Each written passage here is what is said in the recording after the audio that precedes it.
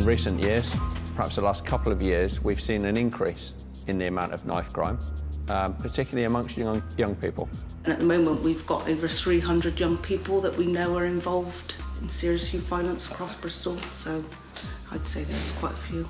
All you ever hear about is thugs, teens, hoodies, carrying knives, knife crime, people being stabbed, and I think a lot of young people carry knives because they're scared that someone else is carrying a knife. My brother, basically, when he was 13, got chased by a male with a knife.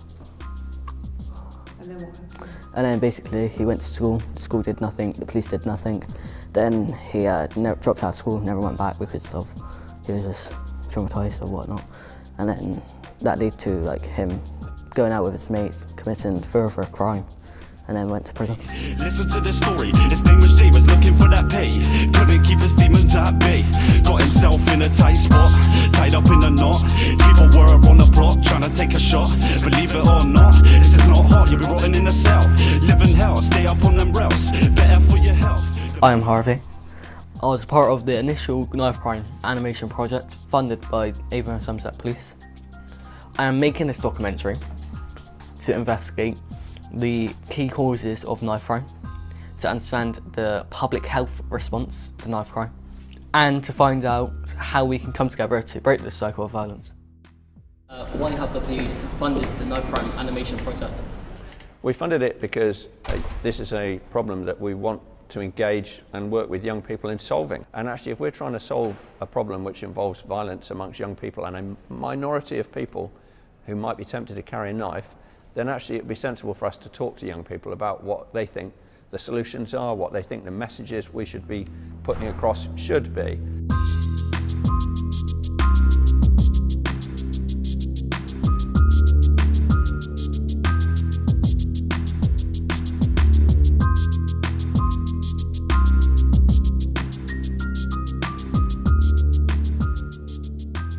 The majority of young people did not feel comfortable engaging with the project or putting their names to the animations because it is funded by the police, who they do not trust and would not turn to for help or support around this issue.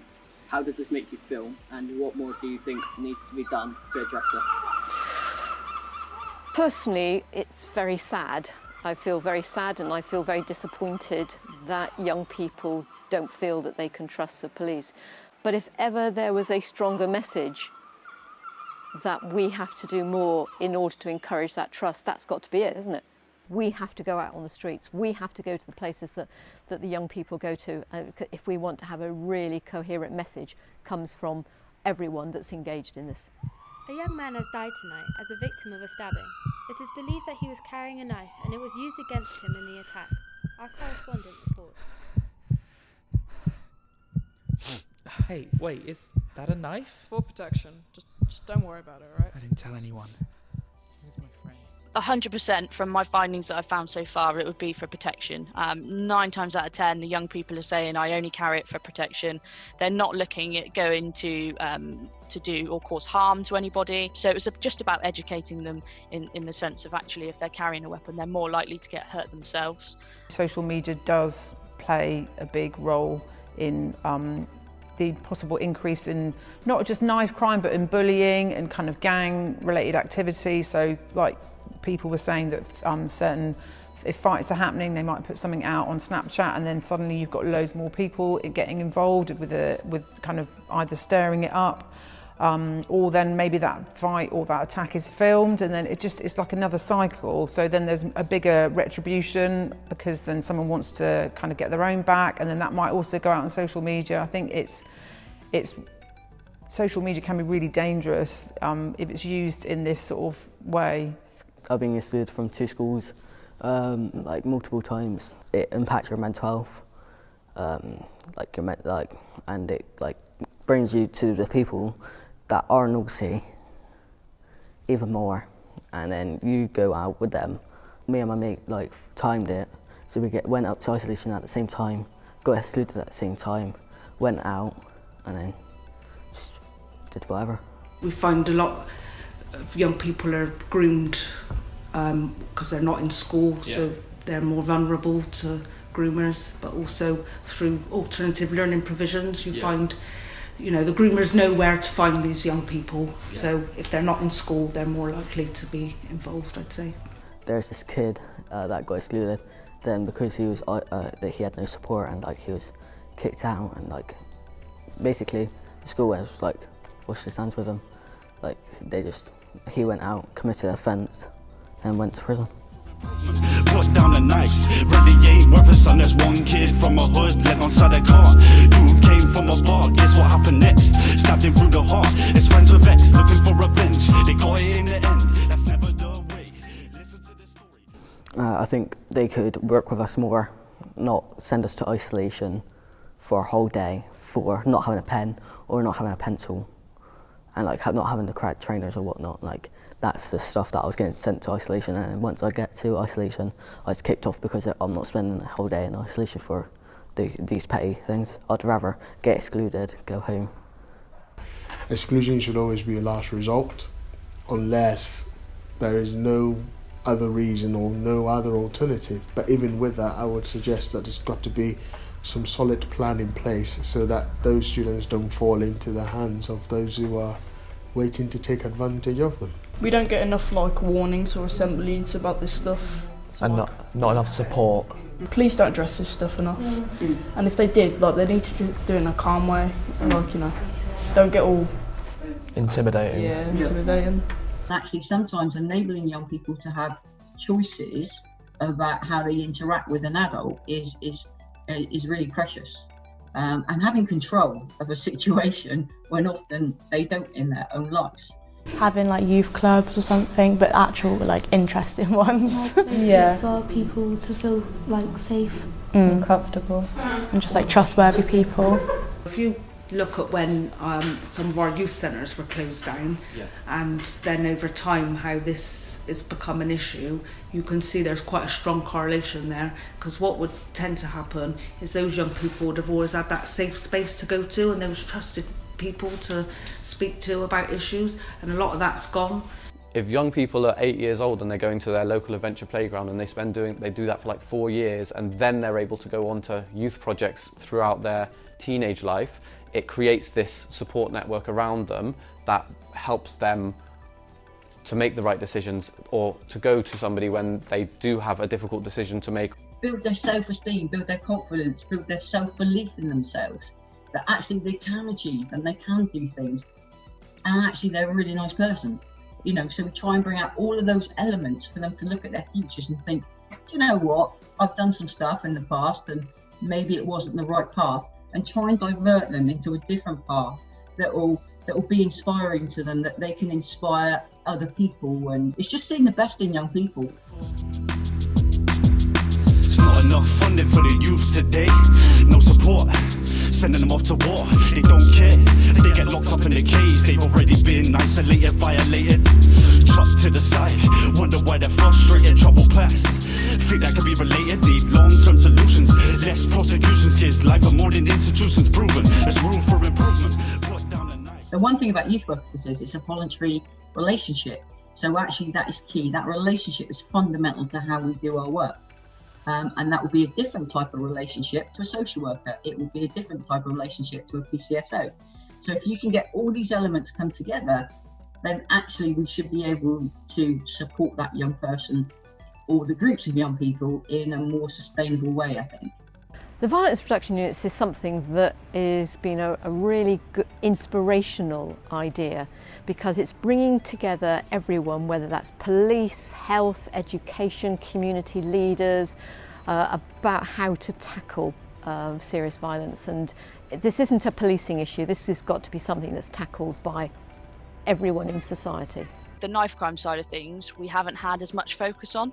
And particularly around the educational part of that. So there might be a focus on reducing knife crime and actually the crime prevention, the proactive side of it, but the actual, the side of it where you want to sort of prevent and go in and educate, that's sort of been maybe not as focused on. So I think that's why the VRU is quite key, because its sole job is to sort of focus on those key areas. So some of the work is looking at prevention kind of stuff, so that's more around going into schools, delivering workshops on more issues around knife crime, grooming, county lines, things like that. And then we do kind of early intervention work and intervention with young people who we know are involved. Yeah. And what we've done is got a scheme called Community Mentors. So this is about working with people from the community who've got a bit of that lived experience so that they're more likely to engage with the young person. To make life changes for young people is a slow process.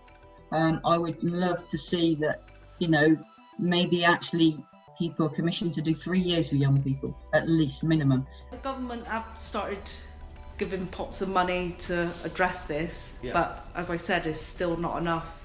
So what we're trying to do is make sure we involve the community in any solutions that we come up with so it is sustainable, because at some point the Home Office will cut the funding and they'll move on to something else. There'll be a different issue that needs solving. The moment you can change yourself, the moment you can change the world, gotta realise that your rules shine at pros. Even when life swirls, violence is not the answer. Love and peace is what we'll capture, ready for the rapture. Seems like we're always going through the same cycle, is vital. The council should be listening to the young people who are on the street, who are living this, who are going through this, who are worried every time they step out of their house because they're worried if that group of boys over there is going to do something or whatever. So I think we all as professionals need to listen to you guys, because it's you guys that experience this more than us. I really hope that there can be an outcome, and I think things like this will go a long way to do that. So I think what you're doing is really good.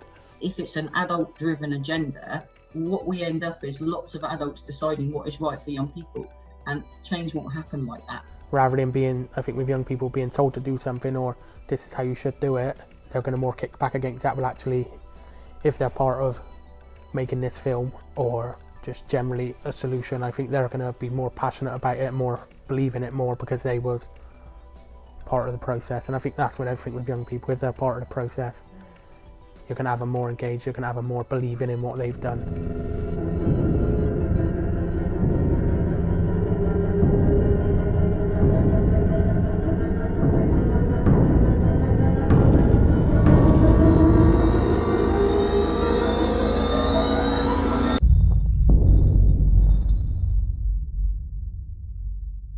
Now that we're trying to do more to help, I like to see it sustained and not just be one big thing and then put to bed until something big happens and then we can go back to it, because that's what I'm seeing now and that frustrates me. We talk about it, we don't do anything about it until one big incident, and then we carry on and do all the fanciful things we like to do until we're tired of it, and then we just stop until the next thing happens. So what I like to see is, if we're going to tackle knife crime, I don't just want to see a video shown and then stored somewhere as a file in a library. We all have a responsibility. So the media has a responsibility. So is teachers, so is members of communities, so is community leaders. So it is everybody, not just the police, not just the government. We all have a role to play, and it's about how we play that role together. What has become clear to me over the last 9 months is the more police really listen and engage with young people in positive activities, the better the relationships are. This project has given me a voice and a chance to learn. We need more. Most importantly, young people living in deprived areas are the most at risk of getting caught up in knife crime. It feels like we are excluded from schools, communities and life in general, more than anyone else. If there is to be any chance of solving knife crime, we need to be included.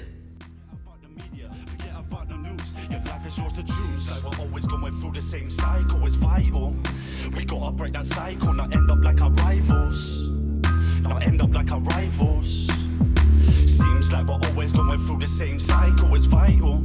We gotta break that cycle, not end up like our rivals. Not end up like our rivals.